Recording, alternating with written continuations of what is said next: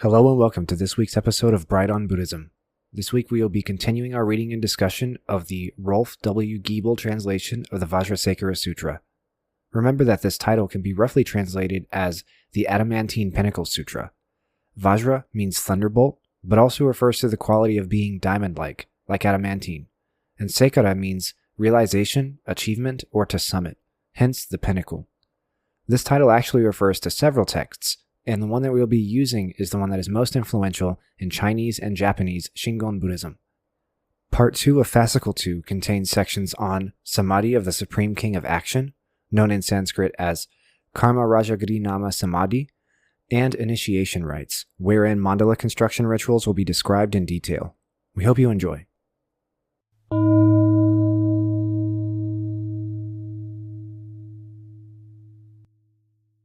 Samadhi of the Supreme King of Action, Karma Rajagadinama Samadhi. Then, in order to assemble all the Tathagatas, the World-Honored One made the gesture of the adamantine finger snap and uttered this heart mantra called Empowerment of the Assembly of all the Tathagatas, Vajra Samaja, Adamantine Assembly. In a fraction of a second, and having been aroused by the gesture of the finger snap of all the Tathagatas throughout the ocean-like clouds of all world systems, and equal in number to the dust motes of all world systems, gathered together with mandalas of bodhisattva assemblies. Having gathered, they betook themselves to where the World-Honored One, the Tathagata Vairocana, was in the pavilion with a pinnacle made of vajras and mani gems, and upon arriving they uttered the heart mantra called Obeisance to the feet of all the Tathagatas. Om Sarva Tathagata Padavanda Nam Karomi. Om, I make obeisance to the feet of all the Tathagatas. After having made obeisance to all the Tathagatas by mindfully reciting at will this mantra, which is effective by nature, they uttered this inspired verse. How wonderful is the rite of homage to the Bodhisattva, great Samantabhadra. This is the circular altar of the Tathagatas which illumes the Tathagata. Then, after having uttered this inspired verse, the Tathagatas, who had assembled from all world systems in the 10 directions, entered the heart of the Buddha Vairocana through the empowerment of all the Tathagatas, and together with all the mandalas of bodhisattva assemblies. Then, from the hearts of all the Tathagatas, there appeared the mandalas of their respective hosts of bodhisattvas, which formed an altar mandala around the pavilion with a pinnacle made of vajras and mani gems of the World-Honored One, the Buddha Vairocana, where, abiding in samadhi, they uttered this inspired verse. How wonderful is the vast one of all Buddhas, born without beginning. For Buddhas equal in number to all dust motes obtain the single nature of the Buddha Vairocana. Initiation rites. 1. Eulogy of 108 names. Thereupon the lords, namely all the Tathagatas, again assembled, and for the empowerment of the great mandala of the adamantine realm, and so that all realms of sentient beings, without exception, might obtain salvation and all benefits and well-being, as well as for the supreme accomplishment of the knowledge of equality, the supernatural faculties, and the Sambodhi of all the Tathagatas, they entreated the Lord of all the Tathagatas, Vajrasattva, without beginning or end, the great Vajradhara, invoking him with these 108 praises. Adamantine hero Vajrasattva, great mind Vajra, all Tathagata. Universally good Samantabhadra, first among the adamantine ones, we pay homage to Vajra in hand Vajrapani. Adamantine King, Vajra Raja, well-awakened one, Adamantine Hook, Tathagata, Infallible King, Amogaraja, supreme among adamantine ones. We pay homage to Adamantine Hook summons Vajrakarsha. Adamantine Passion, Vajraraga, great bliss. Adamantine Arrow, subjugator. Mara Desire, Marakama, great Vajra. We pay homage to Adamantine Bow, Vajrakapa. Adamantine Applause, Vajrasadhu, Sattva. Adamantine Play, great pleasure. King of Joy, Pramodya Raja, supreme among adamantine ones. We pay homage to Adamantine Joy, Vajraharsha. Adamantine Gem, Vajraratna. Vajra, Adamantine Space, great gem. Gem Matrix, Adamantine Opulent One. We pay homage to Adamantine Matrix, Vajragarbha. Adamantine Splendor, Vajrateja. Great Flame, Adamantine Sun, Buddha Light. Adamantine Light Ray, Great Splendor, Mahateja. We pay homage to Adamantine Light, Vajraprabha. Adamantine Banner, Vajraketu.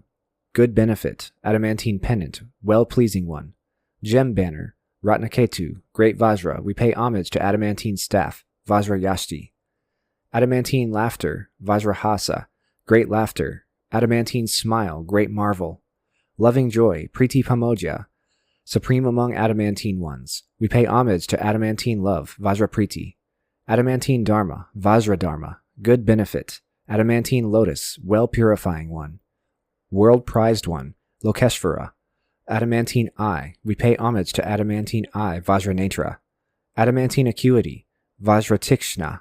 Adamantine vehicle, adamantine sword, great weapon. Wondrously auspicious, Manjushri. Adamantine depth, we pay homage to adamantine wisdom, Vajrabuddhi. Adamantine cause, Vajrahetu. Great place, adamantine wheel, guiding principle. Turning of the wheel, Supravartana.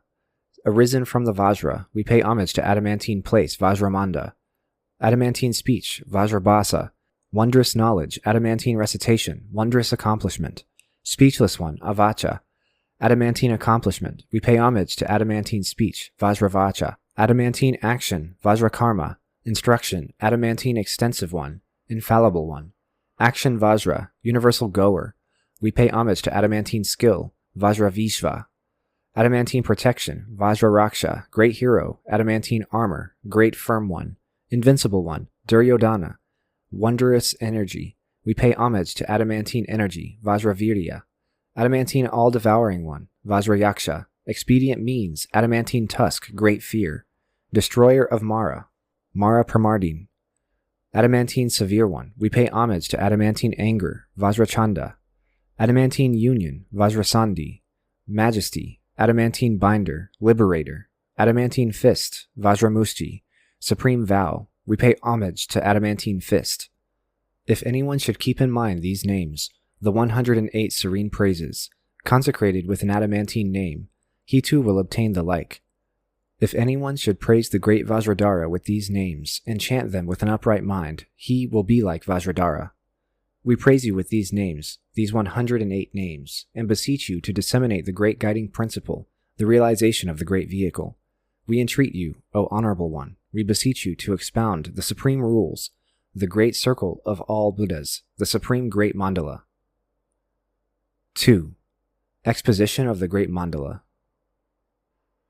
Thereupon, the Lord, the great Vajradhara, having listened to the words of entreaty of all the Tathagatas, entered the adamantine samadhi called Empowerment Born of the Samaya of all the Tathagatas, and expounded the great mandala of the adamantine realm. Next, I shall fully explain the supreme great mandala, since it is similar to the adamantine realm. It is called adamantine realm. In accordance with the teachings, one should sit at ease in the center of the mandala, and, contemplating the great seal of the great sattva, one should empower oneself. Abiding in the seal, one should arise, and scanning all directions, one proceeds with haughty air, chanting Vajrasattva. With a new cord, twisted well together, of proper measurements and fine-looking. With such a cord, the wise person should mark out the mandala to the best of his ability. It is 4-sided, with 4 entrances and adorned with 4 arches. It has 4 directional cords that intersect, and is decorated with colored silken banners and garlands. The boundary of the mandala between all the corner sectors and the entranceways is studded with vajras and gems. In this fashion, one should mark out the outer circular altar, mandala.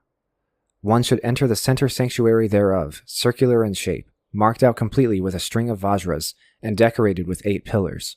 The area within the supreme adamantine pillars should be adorned with 5 lunar discs. In the central mandala, install an image of the Buddha Vairocana. Within mandalas surrounding on all sides the central mandala of the Buddha Vairocana, draw in succession the 4 foremost samayas, proceeding with adamantine pace to the 4 mandalas in the 4 quarters.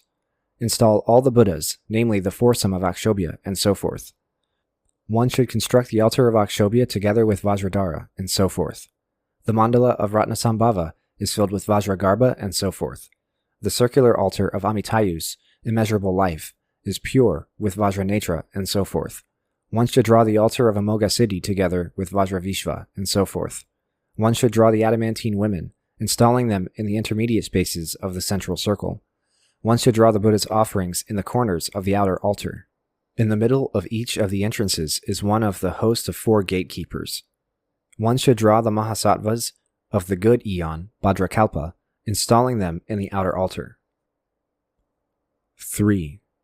Teacher's rites in the mandala. Then, having bound the supreme Samaya seal in accordance with the rules, the adamantine teacher enters the mandala, after which he breaks the seal and effects the entry, Avesha, of the deities into the mandala. This is the heart mantra for all entry. Requesting instructions in accordance with the basic teaching, he performs self-empowerment and so forth, after which he announces his name and should perform acts of accomplishment with the Vajra. Then the adamantine teacher binds the Sattva Vajra hook, the Sattva Vajrankushi, and by summoning with a snap of his fingers, he should invoke all the Buddhas. In a moment, all the Buddhas together with Vajrasattva will assemble in the mandala, filling all the altars. Then he quickly visualizes the great seal of Vajrasattva and recites once the 108 names. Pleased with the assembly, the Tathagatas are all firm. Vajrasattva himself having been accomplished, he stands at ease as a loving friend. In the entrances, the teacher performs ritual acts with the seals of the hook and so forth. With the great karma seals, he establishes the samayas. With the supreme samaya seals and the seals Sattva Vajra and so forth, he should accomplish the great sattvas, reciting Ja Hum Vam Ho. Thus he summons the Buddhas and all the great sattvas, summoning them by hook and inducting them, after which he binds and subdues them. Then, with secret offerings, he causes those of great awe-inspiring excellence to rejoice, and entreats them, saying, For the sake of sentient beings, I beseech you to bring about success in everything. Such are the deeds of the adamantine teacher in all the altars. Thus concludes Fascicle 2 of the Vajrasekhara Sutra.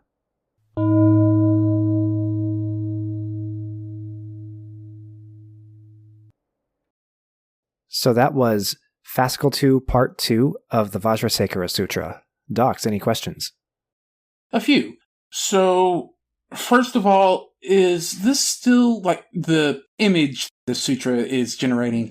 Is this still the same stuff that we would have looked at a while ago, the same mandala, or is there a different name for what this construction would look like that we can image search? This is still the mandala that's been constructed up to this point. That is the Diamond Realm mandala. And in particular, this part of the sutra was talking about how to sort of open or consecrate the mandala in a sacred space in real actual practice. There's a weird change that happens in this part of the sutra that essentially goes from being sort of like a doctrinal treatise where it tells you how you should perceive Vairocana and how you should look at the mandalas to being how you should use them and how they function in a particular space. Okay, so this is not generating something new as much as a different application of what we've already seen. That's right. Okay, so I think this is the first sutra that we've come to where this has been a big deal, but the number 108 comes up a few times, and I have seen in other media from Southeast Asia, in particular, the Suikoden video games had a lot of 108 coming out of it. So what's the significance of this number?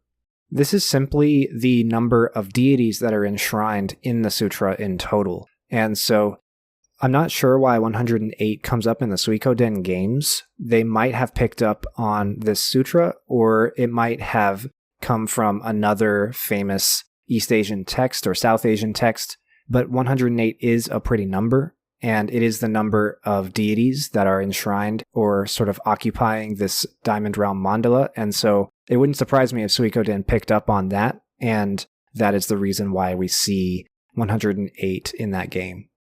Okay, so I just looked it up, and apparently 108 is a big deal in Hinduism, so its occurrence here might just be a coincidence. I know I have seen 108 come up in a couple of other places that seemed like they were of Buddhist importance. Like, I remember there being 108 beads showing up and as an accessory in multiple Japanese video games that I've played before. But it might be something that's just unrelated to this that happens to be the same number. I think that because it is in Hinduism, we can then say that there is some amount of influence being exerted upon Buddhism here, because the 108 beads is widespread in Chinese and Japanese and Korean Buddhism. And we have, like I said, 108 deities inside of this mandala here. And so I think that it is sort of a sacred number at the very least. And its sacredness might come from the influence that Hinduism has on Buddhism in Asia, particularly in China, Japan, and Korea. Okay. So that number is perhaps less significant in this sutra specifically then. So while I was listening to this, I noted the term haughty air come up as a positive description. It seemed like there was a spot where the translation just doesn't work out and the best they could come up with haughty.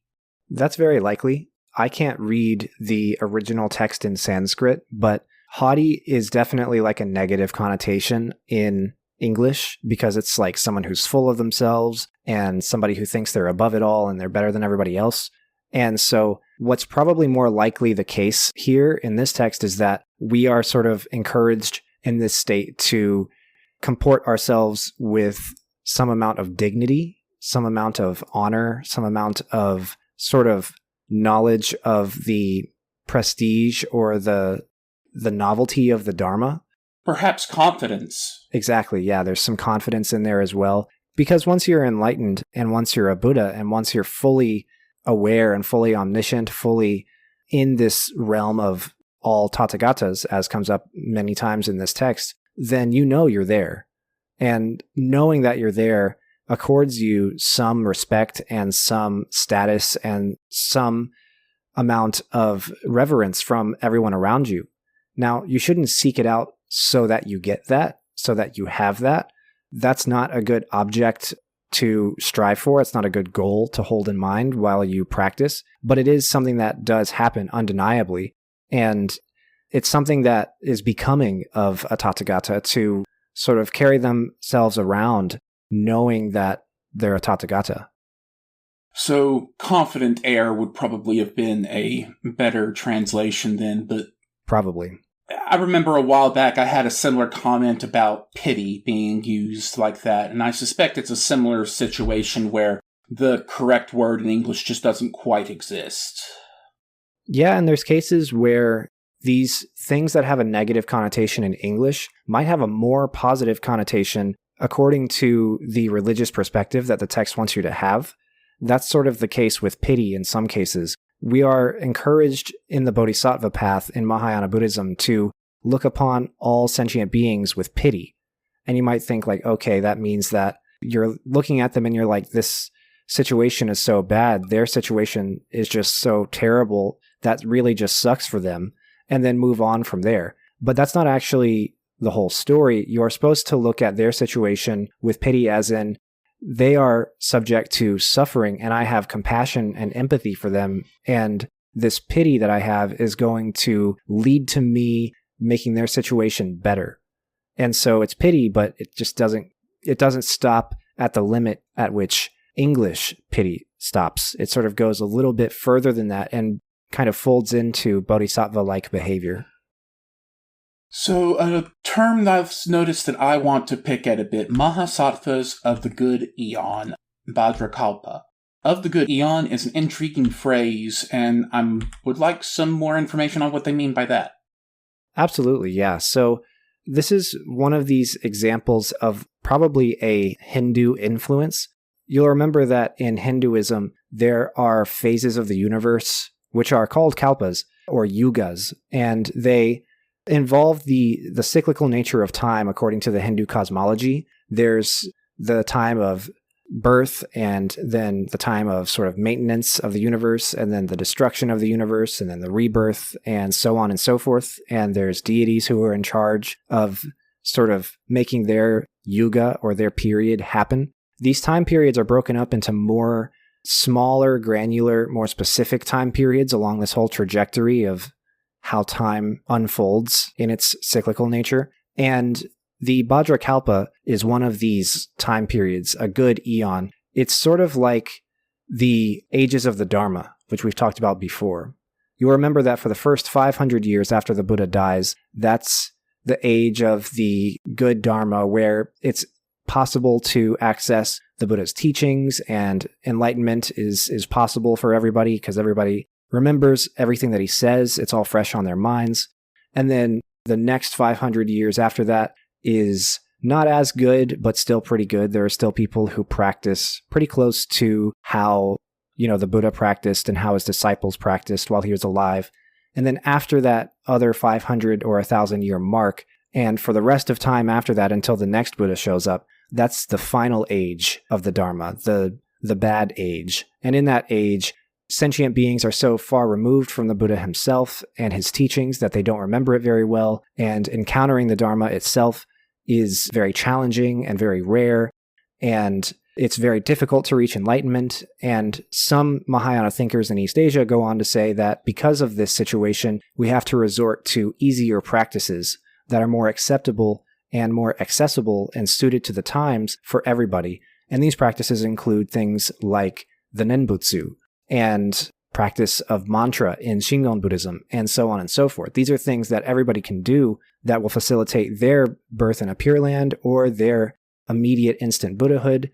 And these are easier things than the hard ways of practice, which went on earlier on in the trajectory of Buddhism's history in that first stage of the Dharma, where people had to practice in an ascetic fashion, and they had to renounce and be monks, and they had to study, and they had to do the sort of method of attaining enlightenment that we have talked about as brute forcing it, where they change their perspectives on everything in the world to undercut and change and purify their ignorance and their delusion.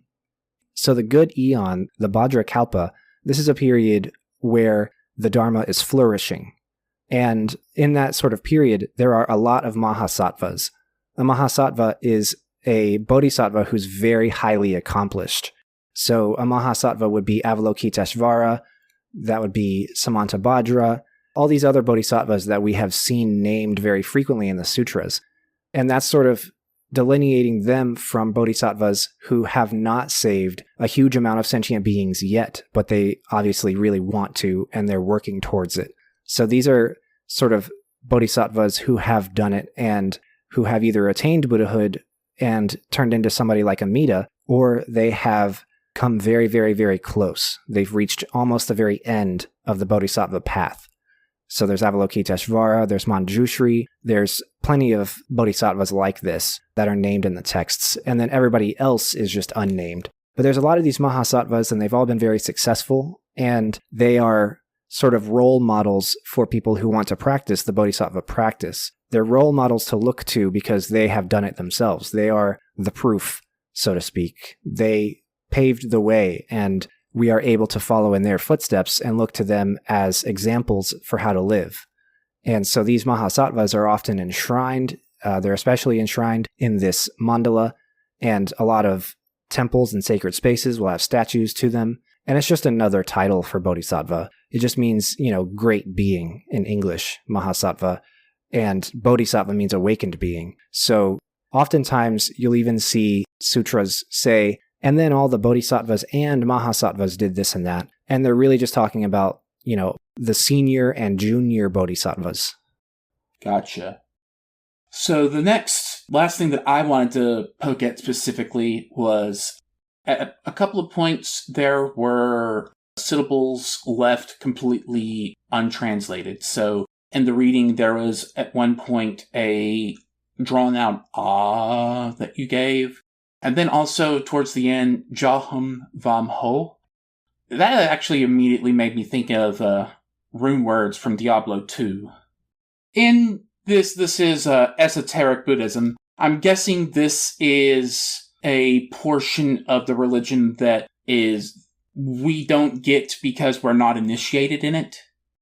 So the reason why the ah syllable is left untranslated is because that's actually the first letter in the Sanskrit alphabet. And in esoteric Buddhism, it's regarded as being sort of the root syllable or the ground syllable. And the argument is that all of reality sort of starts and ends with that root syllable. And I'm not just talking about like the things we say. I'm talking also about things arising in the world. So this is where esoteric Buddhism gets a little bit trippy and cosmological. Whenever we speak, the idea is when we speak, the first sound that we have to make with our throats is this ah syllable. And then the shape of our mouths comes after, and we change, the shape of our mouths to pronounce different syllables. But the original noise that happens deep, deep down in our throats, right at the level of our vocal cords, before we shape our words in any specific way, is ah.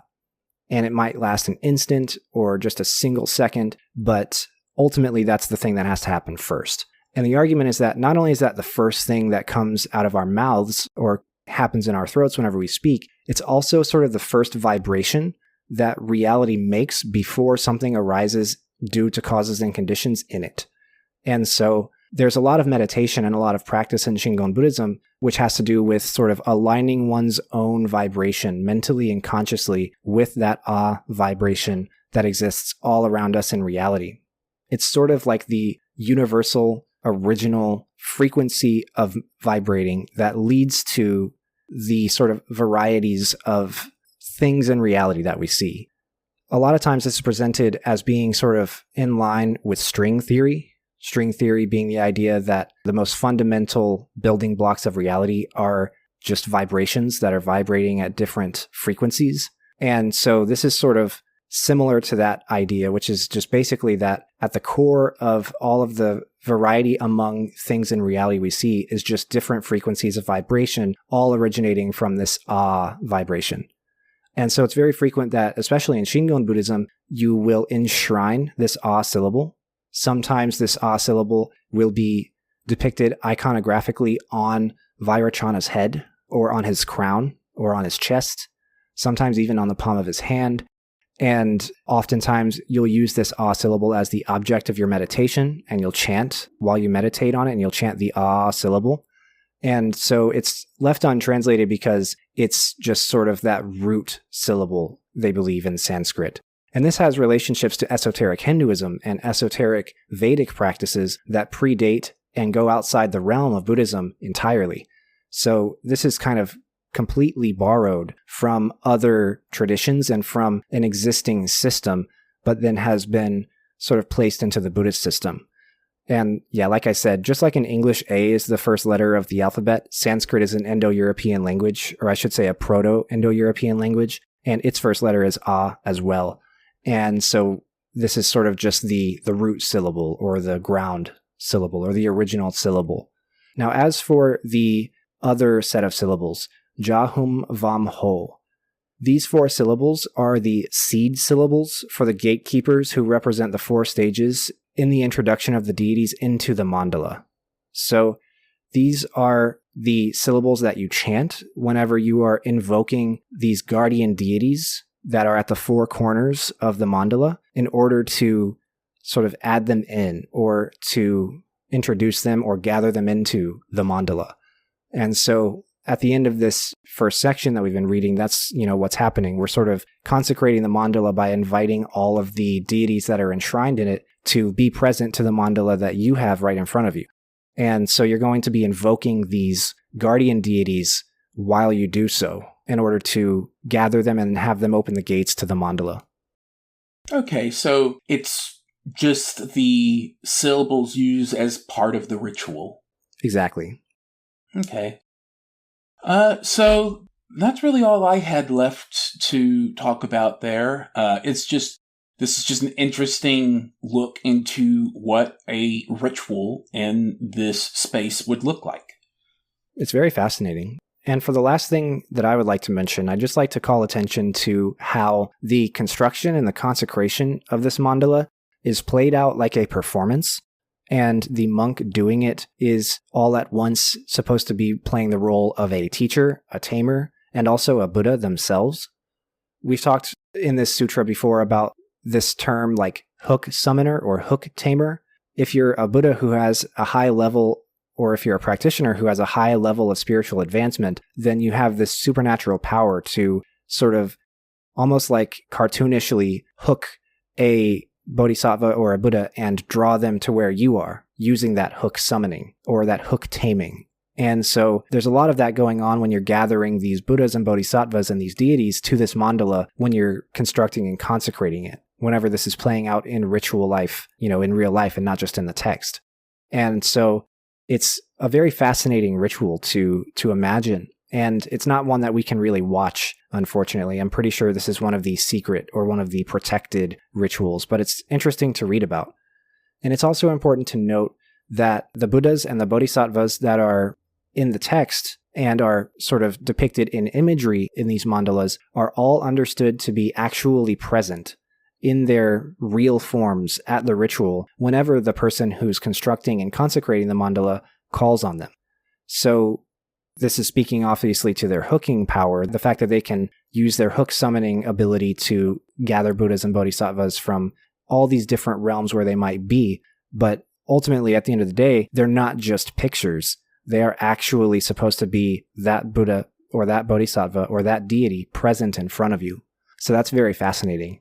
And once again, like I said, this is meant to be secret, as in you can look at it and watch what happens if it's happening in front of you, which it most likely won't be. But the idea is that if you don't have an enlightened eye, you're not going to be able to see all of these Buddhas and Bodhisattvas coming and gathering here and conversing with the practitioner who's constructing and consecrating the space. And this is something that's very typical of lots of East Asian esoteric Buddhism, but especially Tibetan and Japanese esoteric Buddhism. This is an example of like these possessions that we've talked about in Tibetan Buddhism before, where if you're watching it, it's kind of unclear whether or not the possession or whether or not the Buddha or Bodhisattva in question is actually there, unless you're enlightened and you can see them that way. There's a lot of this discourse about the enlightened eye and what it's able and unable to see whenever these rituals are taking place. This happens a lot in esoteric Buddhism.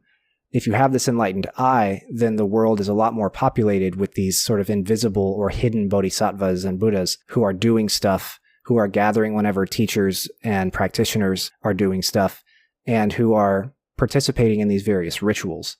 So it's very fascinating stuff. I think this is one of the most interesting sort of strains of Buddhism to come out of East Asia, in particular because of the Mahayana aspect, but also because of this sort of esoteric, secretive, protected, closed, initiatory aspect as well.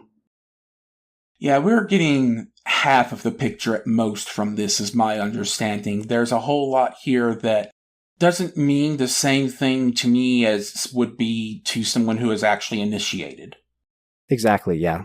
Yeah, and that's a concern that will continue to come up as we continue through the rest of this sutra and through the rest of these sutras, which are important to esoteric Buddhists as well.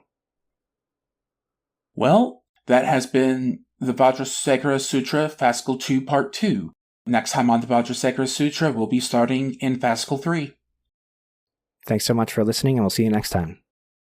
Hi, Nick here. I just wanted to give a big thanks to Tanner, our first patron on Patreon. Just a reminder, if you would like to join him, you can find us at patreon.com/brightonbuddhism, all one word. Thank you very much for backing us, and we hope you enjoy the show.